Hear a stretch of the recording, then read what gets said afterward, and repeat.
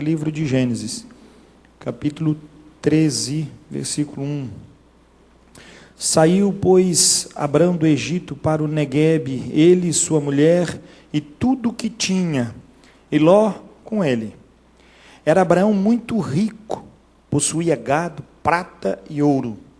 Fez as suas jornadas do Neguebe até Betel, até o lugar de onde primeiro estivera a sua tenda, entre Betel e Ai, até o lugar do altar que outrora tinha feito. E aí Abraão invocou o nome do Senhor. Ló, que ia com Abraão, também tinha rebanhos, gado e tendas.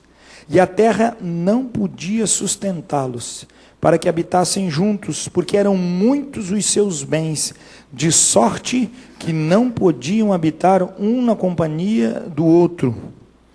Houve então contenda entre os pastores do gado de Abraão e os pastores do gado de Ló. Nesse tempo os cananeus e os ferezeus habitavam essa terra. Disse Abraão a Ló: não haja contenda entre mim e ti, entre os meus pastores e os teus pastores, porque somos parentes chegados. Acaso não está diante de ti toda a terra? Peço-te que te apartes de mim. Se fores para a esquerda, irei para a direita. Se fores para a direita, irei para a esquerda. Levantou Ló os olhos e viu toda a campina do Jordão, que era toda bem regada, antes de haver o Senhor destruído Sodoma e Gomorra, como o jardim do Senhor, como a terra do Egito, como quem vai para Zoar. Então Ló escolheu para si toda a campina do Jordão e partiu para o oriente, separando-se um do outro. Habitou Abrão na terra de Canaã, e Ló nas cidades da campina, e ia armando as suas tendas até Sodoma. Ora, os homens de Sodoma eram maus e grandes pecadores contra o Senhor. Essa história é bem conhecida, e também não precisamos de muita explanação, porque o que está dizendo no texto é ali mesmo. Mas eu quero salientar alguns pontos para que nós possamos entender com um pouco mais de clareza, não só o que esse texto quer trazer para nós, mas também que nós possamos perceber a condição da nossa vida. Por quê, pastor? Nós muitas vezes, irmãos, nós somos transformados por Deus, mas a prática da nossa vida nos leva para escolhas que nos colocam numa fria. Hoje nós não vamos falar de Abraão, nós vamos falar de Ló. Ló é a representação do crente que ele possui debilidades para desenvolver a sua fé. Ele não consegue desenvolver a fé porque ele escolhe as coisas espirituais de acordo com os seus olhos e não de acordo com a manifestação de Deus e o cuidado de Deus. Ló é um cara extremamente comprometido com Deus. Ló é tido nas Escrituras, e o termo original chama ele de patriarca. Patriarca por quê? Porque tem esse termo patriarca, porque ele é pai de ampliar, ou melhor, de criar nações. E por Ló foi instituída 2 nações. Este Ló tem essa capacidade profunda de ser considerado nos textos sagrados como um homem de extrema importância. Um homem justo, com atitudes de piedade, um homem que compartilhava o seu caminhar com Abraão, o pai da fé. E tinha grande alegria de estar ao redor do seu titio. Um sobrinho muito amado e querido. Esse Ló era alguém que ele andava no meio e era muito bem visto. Nada que desabonasse ele. Muito pelo contrário, Ló era uma pessoa extremamente querida, amada. Assim como muitos crentes o são, queridos, gentis, gente boa, da melhor qualidade. Mas as escolhas dessas pessoas colocam elas verdadeiramente sem nenhuma condição de percepção da vida. Por quê? Porque são impactadas pela obra da cruz, mas não trazem a cruz para as suas escolhas. Quando a obra da cruz não responde às escolhas pré-determinadas e ditas, essa pessoa se emaranha em deficiência, e ela precisa de referência, e ela começa a se envolver, não se contaminar, mas ela começa a se envolver com circunstâncias totalmente contrárias e que desagradam o Senhor em todas as coisas. Primeiro, a palavra do Senhor diz, versículo 2, era Abraão muito rico, possuía gado, prata e ouro.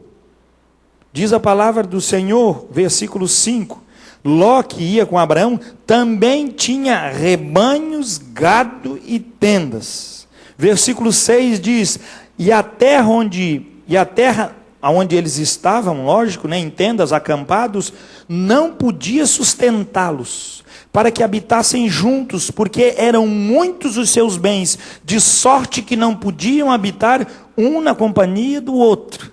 Gente, esses dois homens juntos era de secar a terra, não havia poço que desse água para eles, não havia comida para essa turma, era muita coisa.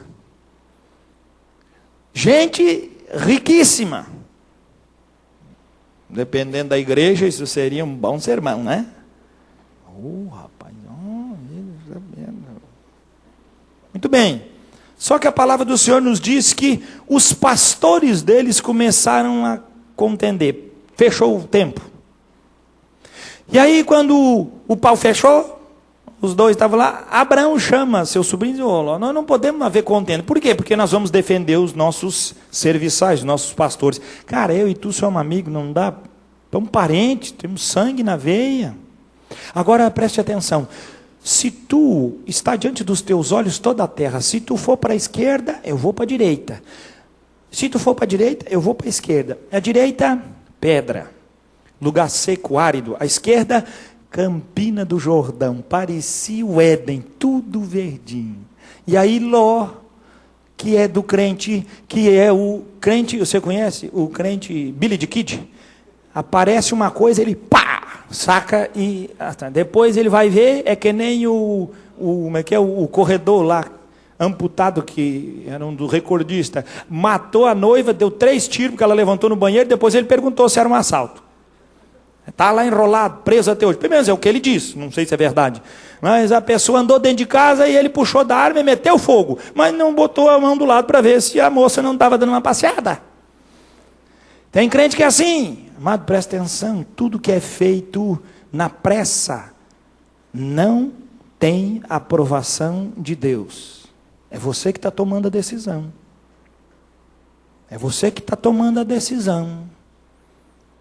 Ló olhou e disse, pô, irmão, vamos orar aí uma semana, vamos pedir que Deus vai dizer, a gente sai meio desgueio, mas vamos andar junto, vamos andar pelo menos próximo. Nada, rapaz, a hora que veio a proposta de Abraão, ele disse, eu quero aqui, não vai faltar comida, tá tudo bom. Proposta boa, o cara pegou na primeira, e Abraão ficou com a parte ruim, mas a parte ruim, depois de 400 anos, manava leite e mel. E a parte boa, o próprio versículo 10 diz, levantou Ló os olhos e viu toda a campina do Jordão, que era toda bem regada. Abre um parênteses, antes de haver o Senhor destruído Sodoma e Gomorra, essa campina foi totalmente destruída. Sobrou nada. Acabou com tudo. Dizem os historiadores que a parte do Mar Morto ali, aquela região, que não dá mais nem mato dá na região. E era tudo verdinho. E o texto ainda termina, como o jardim do Senhor, como a terra do Egito, como quem vai para Zoar. Cara, tudo bonitinho. Como é bom nós olharmos para essa condição, mas muitas vezes não conseguimos entender o que a palavra de Deus quer revelar para nós com toda clareza, irmãos. Ló fez uma péssima escolha, mas a Bíblia não desqualifica como um homem que teme a Deus. Assim, essa palavra à noite para você, você tem feito às vezes péssimas escolhas, e nem por isso Deus está dizendo que você perdeu a salvação, ou que você está caindo pelas tabelas. O livro A Vida Crucificada, de A.W. Tozer, ele traz um exemplo, o povo do Egito. Ele diz que em 11 dias, o povo do Egito estava chegando na terra prometida. Mas o medo tomou o coração deles.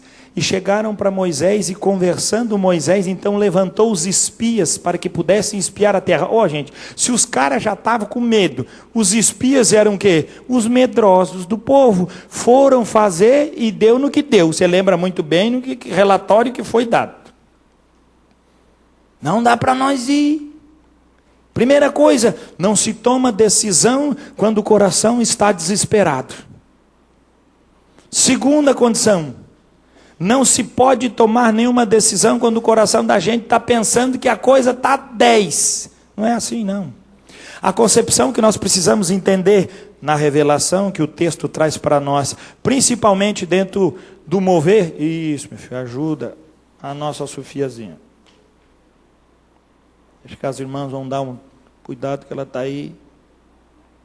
Isso, bem, voltando para cá. Precisamos trazer para nós que as nossas escolhas, elas produzem, na maioria das vezes, aquilo que vai ser uma tragédia para a nossa vida, a vida toda. Uma escolha errada, leviana, tola, pode prejudicar o resto da nossa vida. O povo de Israel, depois que Deus disse não, vocês não acreditam em mim, então não vão entrar na terra prometida. O que o povo disse? Vamos, gente. E aí então criaram coragem, pegaram nas espadas e foram conquistar. Perderam a guerra, porque Deus não estava com eles.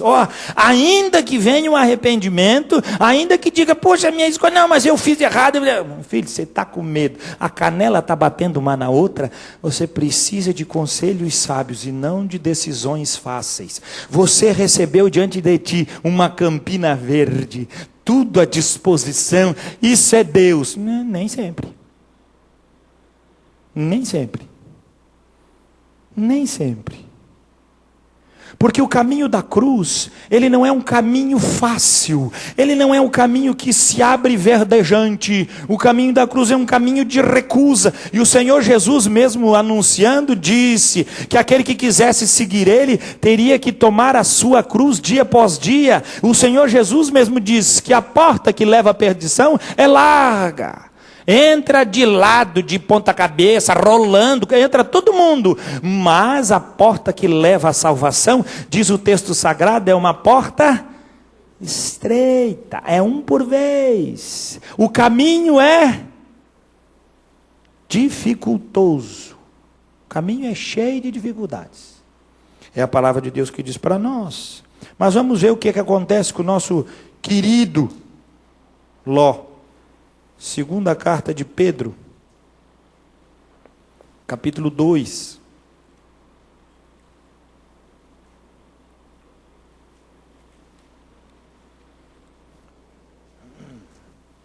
Versículo de 6 a 10.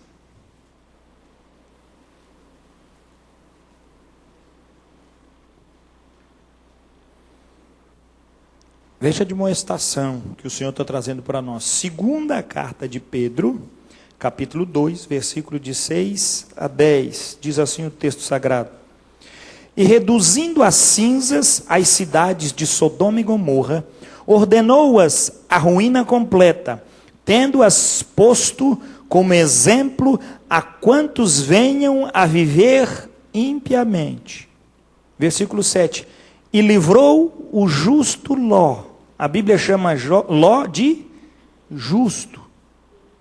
Veja bem, irmãos, não é que você vai dar um mau passo na vida que você agora vai virar uma abóbora. A palavra de Deus conhecia o coração de Ló. E quando Ló chegou em Sodoma e Gomorra, a palavra diz que o coração dele era afligido. Vê se não diz o texto. Versículo 7.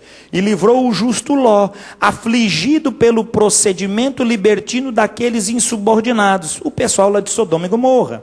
Versículo 8. Porque este justo, pelo que via e ouvia quando habitava entre eles, atormentava a sua alma justa cada dia por causa das obras iníquas daqueles.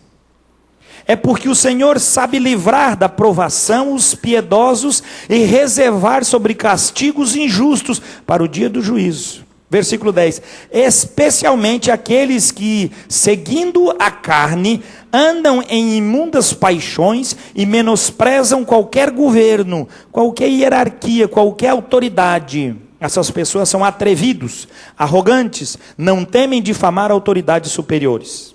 Veja que o texto está dizendo para nós que esse homem, chamado pelo texto sagrado no versículo 7 de justo Ló, ele tinha um procedimento interno diante de Deus, o que? Afligia, ele via e ouvia o que estava acontecendo e sofria com aquilo, não concordava com aquilo, passava um cortado com aquela situação, mas, diz o texto sagrado, este homem justo, este homem aqui que tinha toda a concepção da graça de Deus, a palavra do Senhor diz que é um exemplo para nós, no procedimento, para estar lá no meio do rolo. Mas quem botou ele lá? Ele mesmo. Veja bem, em nenhum momento o texto diz que Deus o desamparou, mas pelo contrário diz, Deus é justo, ainda que você dê uma cabeçada, ainda que você erre o rumo, a Bíblia diz que Deus é poderoso bastante para te livrar do que você se meteu. É o texto que diz. A Bíblia diz que esse homem começou a sentir, e ele viu no seu coração, dia após dia, sua alma era atormentada, cada dia por causa das obras iníquas daqueles. E o versículo 9 diz, é porque o Senhor sabe livrar da provação os piedosos, e reservar sob castigo os injustos para o dia do juízo. Irmãos, ainda que a gente assuma o controle da vida, dê uma cabeçada na quina da porta e não entre, o Senhor ainda vem e bota, né, um mentiolate. Se aí eu tá com um azeite quente, para deixar de ser bocó. Aí Deus é diferente, né? Se aí é uma gasolina, e a ver se o cara fica esperto. Ainda bem que eu ainda preciso de muita mudança. Volte lá para Gênesis, capítulo 19. E aqui nós vamos pegar um gancho para chegar na obra do nosso Senhor Jesus. Graças a Deus que Ele vai falar o nosso coração.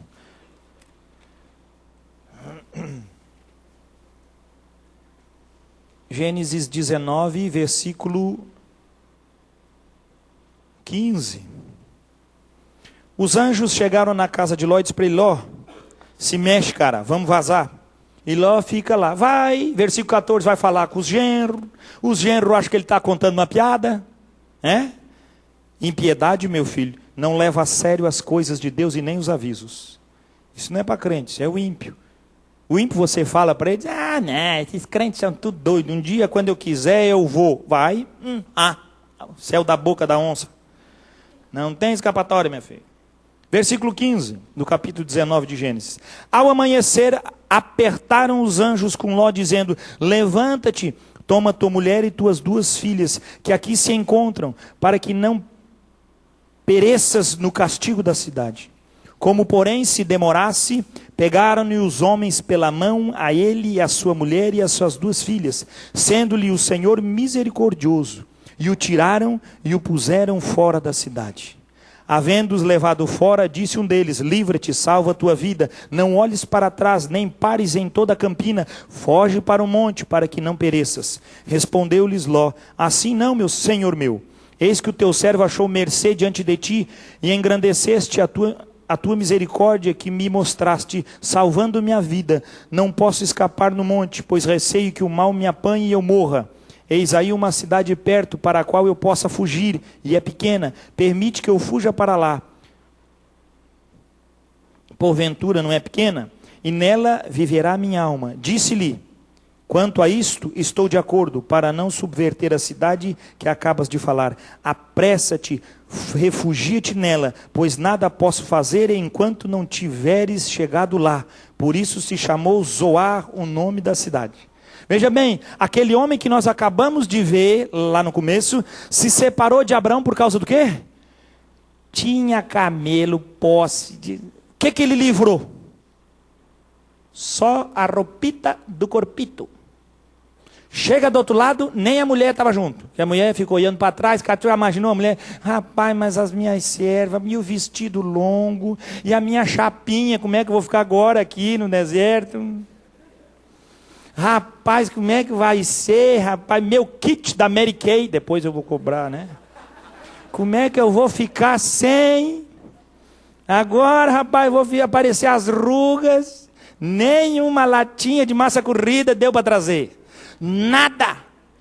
Os caras que estavam ricos, eram conhecidos, chegaram na cidade e foram bem recebidos, meu filho. O rico chega em qualquer lugar e é bem recebido. O brasileiro não é bem-vindo nos Estados Unidos, na Europa. Claro, vai pobre, chega um rico lá para ver se ele não recebe bem. Qualquer lugar é assim. Eles então não tinham mais nada, são livrados apenas com a roupa do corpo. Isso que é prosperidade, né, cara? Ninguém conta a história de Ló. Ló é um fracassado, cara. Ló, olhando aos olhos dos homens, que passinho mal dado, hein? Que escolha simplesmente terrível. Ló está só, meu filho, com a capa da gaita. Não sobra nada.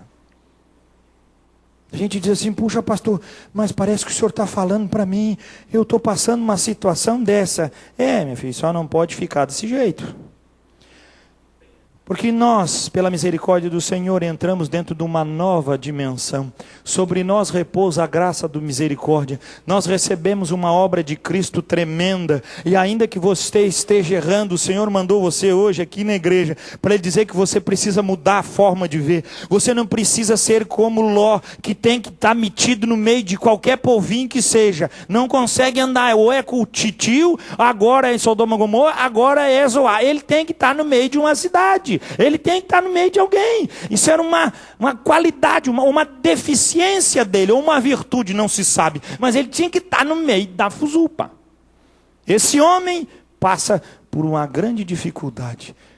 Mas em nenhum momento nós estamos vendo na boca desse homem Ló, dizendo assim, perdi tudo. A mulher olha para trás. E vocês sabem muito bem que o texto diz, vira uma estátua de sal. Mas este homem, em nenhum momento, quando ele fala com os anjos, ele diz, muito obrigado, misericordioso foi o Senhor que livrou.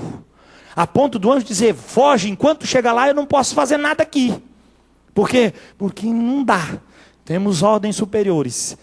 Tu tem impedido nós de destruirmos com fogo essa cidade ímpia. Meus amados, se nós tivéssemos o coração do Ló, quanta coisa nós podíamos fazer espiritualmente e mudar. Por isso que os nossos jovens vão lá para Eufrazina, para entrarem lá e ter um coração, para que Deus possa mudar a história daquela cidade, para que Deus possa abençoar aquela igreja onde é que eles vão estar, para que eles possam fazer a diferença. Amado, as escolhas que nós fizemos muitas vezes são as piores escolhas, mas a palavra do Senhor já nos disse lá em 2 Pedro, Deus não está com sua mão encolhida, Ele é um Deus que abençoa, é um Deus que socorre o misericordioso, o justo, do qual Ele mesmo interpela. Nós temos outro contexto muito joia para que possamos entender a dimensão disso, e vamos ver um homem que também só tinha a roupa do corpo. Lucas, capítulo 21.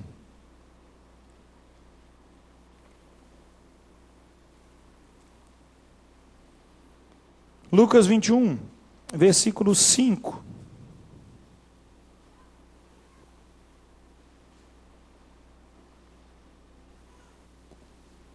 Evangelho segundo Lucas, capítulo 21, versículo 5. Diz assim o texto sagrado. Falavam alguns a respeito do templo, como estava ornado de belas pedras e de dádivas. O que tinha nesse templo? Riqueza, luxo. Olha só, esse templo e a vida de Abraão e de Ló era a mesma coisa. Tudo bonito, arrumadito, era uma maravilha. O que Jesus... Isso é o que os homens estavam contemplando e dizendo. Então, diz o versículo 6, disse Jesus... Vedes estas coisas? Dias virão em que não ficará pedra sobre pedra que não seja derribada. O que Deus estava vendo? A glória, a pompa do templo em pedras reviradas. Olha, não vai ficar assim. Vai se acabar tudinho. Versículo 7. Perguntaram-lhe, mestre, quando sucederá isto? E que sinal haverá quando estas coisas estiverem para se cumprir?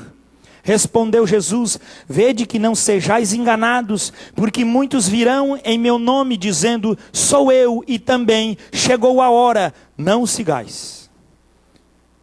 Não estou dizendo que a proposta de Abraão foi enganosa, porque Abraão deu as duas partes, tu vou para a direita, eu vou para a esquerda, se for para a esquerda, eu vou para a direita. Mas a escolha de Ló representa muito bem a escolha de alguém que vai ouvir falsos e que vai levar para um caminho extremamente bonito, verdejante, mas a conduta daqueles desagradam o Senhor.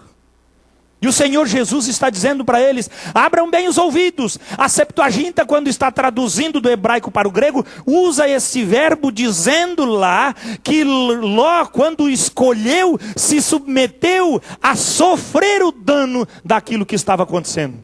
Os apóstolos, quando vem Jesus falando, eles então se assustam, mestre, dá uma dica para nós, quando que isso vai acontecer?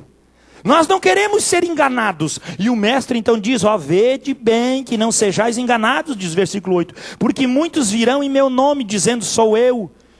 E também chegou a hora, não os sigais. Versículo 9. Quando ouvirdes falar de guerras e revoluções, não vos assusteis, pois é necessário que primeiro aconteça essas coisas, mas o fim não será logo. 10. Então lhes disse, levantar-se-á nação contra nação e reino contra reino. Haverá grandes terremotos, epidemias e fome em vários lugares. Coisas espantosas. Isso aqui é muito bom. Isso aqui de coisas espantosas nós vamos ver. Quando eu estava vendo na televisão e veio aquele tsunami e começou a engolir o Japão na última vez. É esse coisa. O termo original diz que é coisas que a gente vai ficar estupefato. A gente, depois de ver 20 vezes, a gente já se acostuma. Mas a primeira vez que tu está vendo aquele tsunami entrando, arrebentando com tudo, matando pessoas, envolvendo, é uma coisa apavorante. E você diz, pastor, outras coisas espantosas. Aquela turminha dormindo depois da noite de Natal, na Serra do Rio de Janeiro, há 2 anos atrás. Quando num estouro desembesta um mundaréu de água e leva a cidade e outra e vai embora. Teresópolis, Petrópolis, vai tudo pro buraco.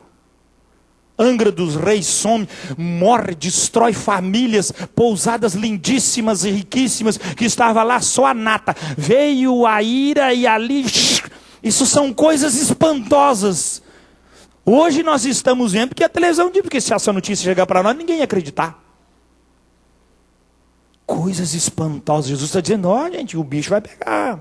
E também grandes sinais do céu. A palavra do Senhor traz para nós toda a manifestação daquilo que ia acontecer, do versículo 12 até o versículo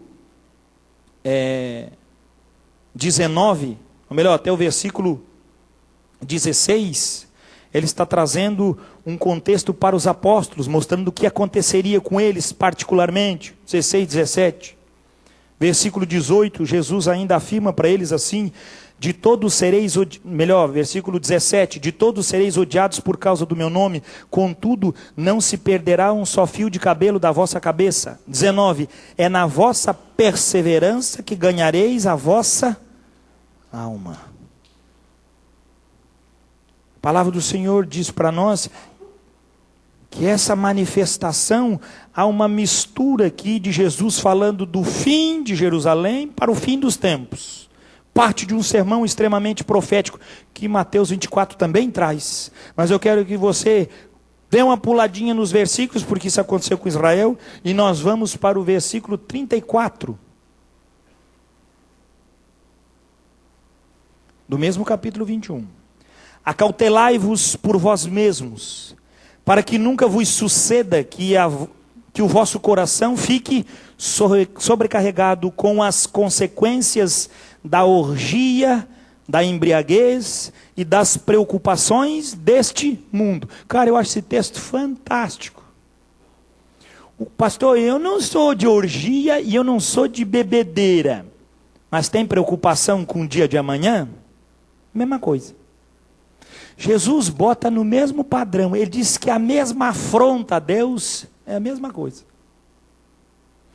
Mas eu não...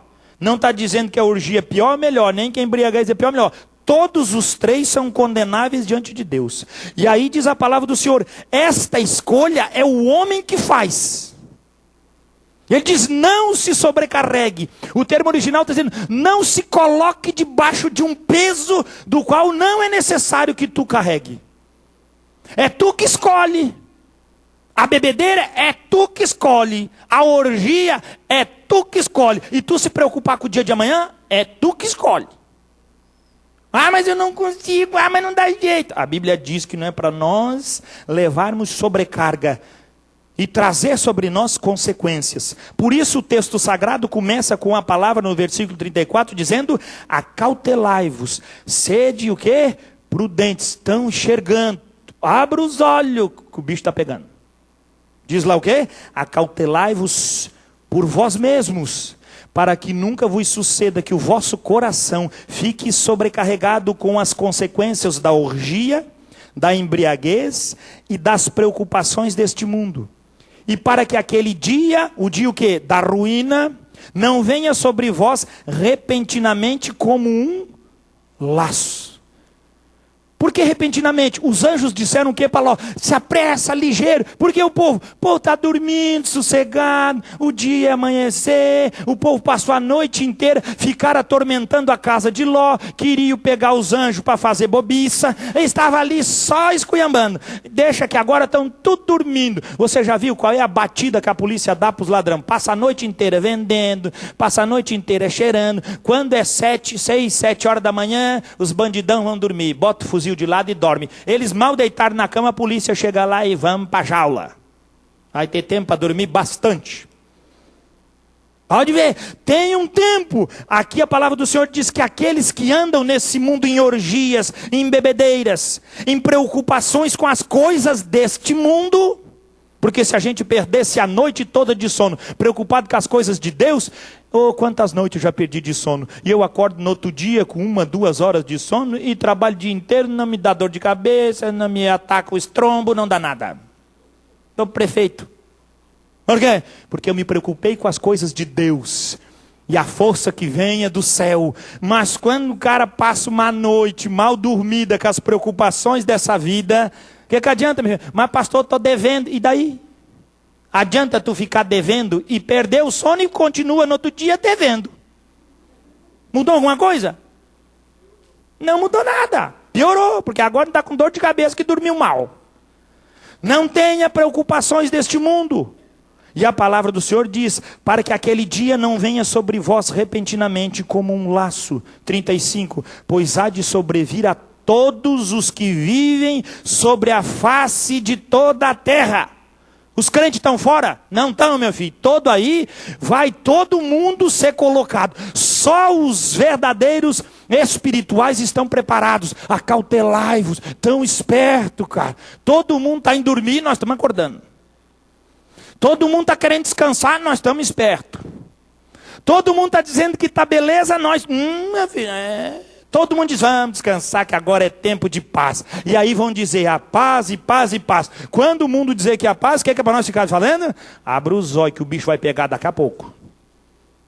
A palavra do Senhor diz para nós, gente, acautelar, fique esperto. Sempre alerta, escoteiro, sempre alerta. Não dá para dormir. Nós temos que estar com os olhos arregalados. O Senhor Jesus está dizendo isso. Versículo 36. Vigiai, pois, a todo tempo, orando, para que possais escapar de todas estas coisas que têm de suceder e estar em pé na presença do Filho do Homem. Escolhas fizemos erradas, e não é as nossas escolhas erradas que vão ter consequências dentro das nossas coisas do dia a dia, como Ló teve. Escolheu errado, perdeu tudo, mas continuou sendo aprovado diante de Deus, continuou sendo chamado diante de Deus de justo. E quando os anjos vieram para trazer punição, estava o justo Ló, com seu coração aflito, ainda colocando-se na presença dos anjos, e eles ainda conversando, guiando ele, tirando ele daquele lugar. E tinham recebido uma ordem, vocês não podem destruir isso, enquanto Ló estiver lá dentro. E ele diz, vai para lá ligeiro, porque nós não podemos fazer nada, enquanto não chegar em Zoar. Foge, homem, some daqui, porque não podemos fazer nada. Está quase caindo da casa, estão quase despertando. Foge. E quando ele chega em Zoar, chove enxofre e fogo do céu e consome toda aquela campina, destrói a cidade de Sodoma e Gomorra. E aquilo virou um exemplo para todos. Jesus, quando traz isso para nós, esclarece, mostrando para nós toda a dinâmica do nosso cuidado na presença do Senhor. Cuidado que temos que ter, sim, pela graça e misericórdia do Senhor. 1 Coríntios, capítulo 3, versículo de 11 a 15. 1 Coríntios, capítulo 3, versículos de 11 a 15. Paulo vai fazer a mesma afirmação, para que nós não fiquemos dormindo de boca aberta e nem coloquemos a nossa esperança nos contatos, ou seja, nos passos mal dados. Deu o passo mal dado, levanta a cabeça, meu filho, toca para frente, a tua pátria não é aqui, você tem que fazer as coisas que durem eternamente. E Paulo vai dizer isso. Tem gente que perde a coisa e chora que nem leitão desmamado. Não dá, minha vida, acabou. Se preocupa com as coisas eternas, não se preocupa com as coisas aqui. Aqui errou, perdeu, negociou errado, perdeu o carro de novo. Meu filho, compra um Fusca na vista e toca a vida. Não dá para parar. Não bote coisas humanas e mundanas diante de Deus, que quando o Filho do Homem vir, nós precisamos ter no coração bem o que vai mudar a nossa vida. 1 Coríntios 3:11 diz assim: porque ninguém pode lançar outro fundamento além do que foi posto, o qual é Jesus Cristo. Contudo, se o que alguém edifica sobre o fundamento é ouro, prata, pedras preciosas, madeira, feno, palha, manifesta se tornará a obra de cada um. Pois esse dia é aquele que o texto de Lucas mostrou lá, o dia do Senhor, o dia que estaremos em pé na presença do Filho de Deus. Pois o dia a demonstrará, porque está sendo revelada pelo fogo. E qual seja a obra de cada um, o próprio fogo o provará. Ou seja, qualquer decisão. Ah, pastor, mas eu sou um homem abençoado, tenho tudo. Tem certeza? Pode ser que você é riquíssimo, pode ser que não te falte nada, mas você não está em pé na presença de Deus. Porque o seu coração está preso com as orgias da vida. O teu coração está amarrado nas bebedeiras. O seu coração está envolvido com as preocupações deste mundo. É o que o texto está dizendo. O que você está edificando sobre o fundamento que é Cristo? E o fogo vai provar, diz o versículo 13.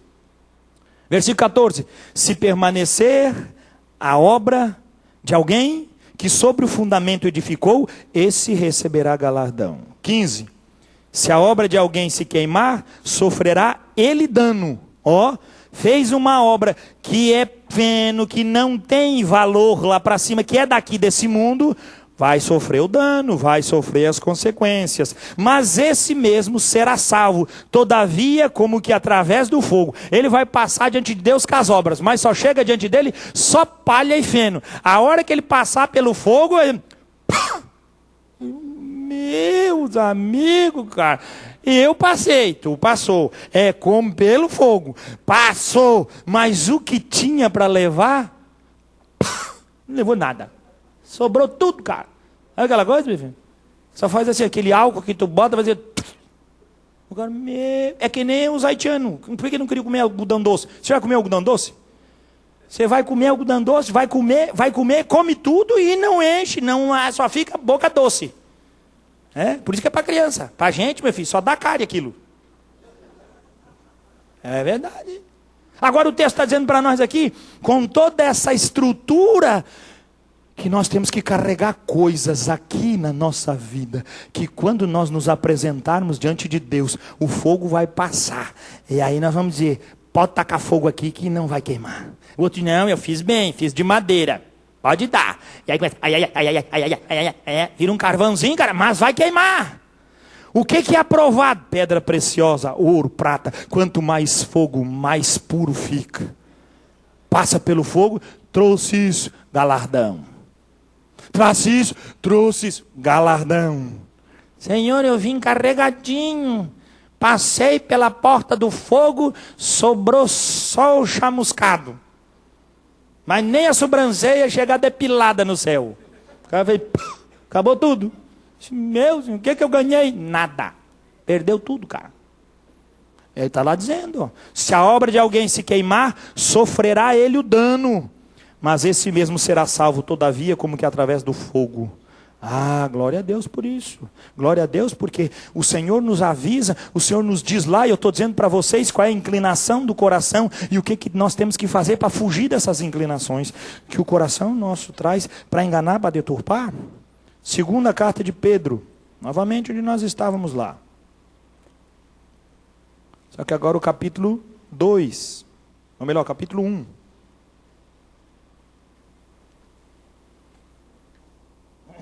Versículo 3 ao 11.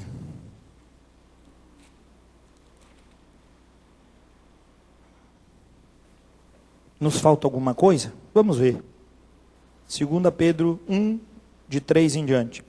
Visto como pelo seu divino poder nos têm sido doadas todas as coisas que conduzem à vida e à piedade, pelo conhecimento completo daquele que nos chamou para a sua própria glória e virtude. 4. Pelas quais nos têm sido doadas as suas preciosas e muito grandes promessas, para que por elas vos torneis coparticipantes da natureza divina, livrando-vos da corrupção das paixões que há no mundo. Se nós estamos imbuídos e envolvidos nas paixões que há no mundo, então a natureza divina não está partilhando e se apresentando na nossa vida. Porque se nós temos a natureza divina, o texto diz que nós não temos participação com as coisas do mundo. Versículo 5. Por isso mesmo, vós, reunindo toda a vossa diligência, associai com a vossa fé a virtude, com a virtude conhecimento, com conhecimento domínio próprio, com domínio próprio a perseverança, com a perseverança a piedade, com a piedade a fraternidade, com a fraternidade o amor. 8. Porque estas coisas existindo em vós e em vós aumentando, a obra se manifestando, fazem com que não sejais nem inativos, nem infrutuosos no pleno conhecimento de nosso Senhor Jesus Cristo. 9. Pois aquele a quem estas coisas não estão presentes é cego, vendo o sol que está perto, esquecido da purificação dos seus pecados de outrora. 10. Por isso, irmãos, procurai com diligência cada vez maior, confirmar a vossa vocação e eleição, porquanto procedendo assim, não tropeçareis em tempo, não tomará nenhuma decisão tola. Versículo 11, esse eu quero que você anote, sublinhe, beije com o batom, mas não esqueça esse texto. Pois desta maneira, seguindo o que foi lido, é desta maneira é que vos será amplamente suprida a entrada no reino eterno de nosso Senhor e Salvador Jesus Cristo. Aleluia! Vai faltar alguma coisa para você, meu filho? Pode faltar nessa vida, mas no céu a Bíblia diz que está amplamente pronto para nós. Que exemplo que nós temos, né? Vamos lá, terminando. Lucas capítulo 21. Hoje nós fomos, hoje é a pregação da gaita. Vai e volta, mas a música entoa.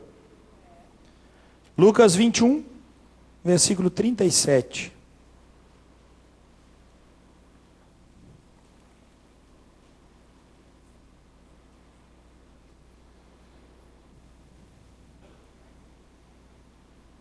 Lucas 21, versículo 37. Jesus ensinava todos os dias no templo, mas à noite, saindo, ia pousar no monte chamado das Oliveiras. E todo o povo madrugava para ir ter com ele no templo, a fim de ouvi-lo. Amados, nós acabamos de ver que o Senhor livra o justo Ló, cheio dos seus penduricalhos, cheio das suas tendas, cheio das suas riquezas. Agora nós estamos vendo aqui que o Senhor Jesus, enquanto esteve aqui na terra, você sabe qual era a casa dele? O texto sagrado diz para nós. Quando Jesus esteve aqui, o versículo 37 diz, mas à noite, saindo do meio do povo, ia pousar no monte chamado das Oliveiras. Jesus ia dormir no relento, quem sabe debaixo de uma árvore, numa toca. Você consegue entender Para nós fecharmos esse sermão com chave de ouro, você consegue compreender por que Paulo está dizendo que os valores desta vida, que valores desta vida Jesus tinha para consigo? Nenhum. Gente, a Bíblia diz que ele anunciava para as multidões. Quantos daquela multidão convidou Jesus para ir dormir na casa dele? Ninguém. Mas nós não vimos em nenhum momento, em nenhum segundo, Jesus reclamando e dizendo, muito pelo contrário, quando um vem dizer para ele, mestre, vou te seguir, para onde tu vais? Ele diz, olha, as raposas têm covid, toca. Os passarinhos têm ninhos para si, mas o Filho do Homem não tem uma pedra para reclinar a cabeça. Ele não estava dizendo que ele era o bambambam, mas ele estava dizendo para aquele homem, ó, se tu quer me seguir, cara, renunciar às coisas do mundo. É muito fácil quando a gente fala da boca para fora. Mas a gente não renuncia a nossa cama quente. A gente não renuncia o nosso ar-condicionado. A gente não renuncia a nossa saída de final de semana, nem que seja para ajudar um necessitado. Porque as nossas obras são feno, palha e madeira. Construímos e aqui estamos bem arrumados, mas vai chegar o dia de passar pela porta do fogo, e então as nossas obras serão verdadeiramente provadas pelo Senhor. Mas existe um exemplo na Bíblia, e o Senhor Jesus estava fazendo o quê? A vontade do Pai. Não possuía nenhuma herança, não possuía nenhum bem, não possuía uma cama, não possuía ninguém esperando ele com a jantinha quente, não possuía nada que pudesse amenizar. Irmãos, eu vou falar para os irmãos uma coisa muito séria. Jerusalém, eu falo com o pessoal brincando, mas Jerusalém tem a mesma altitude de Urubici. É verdade, cara. Jerusalém tem 920 metros de altitude, Urubici também. Então, Jerusalém fica lá e Urubici aqui. Se Urubici não existisse, o mundo tinha que rodar mais rápido, ficar penso. Então, Urubici é o centro do mundo. Você sabe disso, né? Não é Jerusalém, é Urubici. É o contrapeso, é o equilíbrio. Deixando a bobagem de lado, vamos porque é sério. Presta atenção, amado. Jerusalém tem a mesma altitude. Jerusalém da neve. Aí você diz, puxa, mas Jesus dormia no relento, embora o texto não diga, no verão que seja, aquele calorão todo que estava aqui. Eu e Janice estávamos no Urubici, teve uma noite que deu lá 11 graus. De manhã dava 38 graus de tarde, e de noite caía para 17, 15 graus. Era nesse ambiente que Jesus dormia, ao relento. Você quer ser um seguidor de Jesus? Ou você ainda vai ficar preocupado com as escolhas maldadas? Coloque Jesus nas suas escolhas, coloque Jesus na sua vida, coloque o exemplo deste homem que não reclamou, embora fosse dono de tudo, diz a palavra, não tomou para si a provisão para querer nada. Embora fosse Senhor da glória, nasceu numa estrebaria rodeado por animais. Embora pudesse ter tudo na sua mão, a Bíblia diz que esvaziou-se completamente, para que quando foi ele apresentado diante de Deus, recebeu do Pai o nome que está sobre todo nome, e a ele seja a glória para todo sempre. É este homem pobre, é este homem que só tinha a roupa do corpo, é este justo que foi pregado na cruz, para que eu e você pudéssemos ser justificados por ele.